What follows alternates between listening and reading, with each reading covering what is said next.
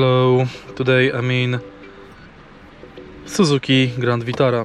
In this video I'll show you how to change units. In the beginning, take a look at the instrument cluster display, and on any menu press and hold this knob until you go to settings.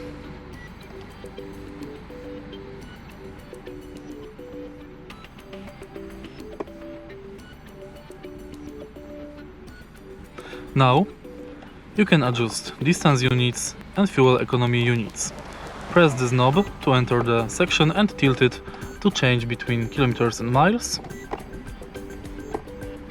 and liters per 100 km, MPH, miles per gallon, and that's it.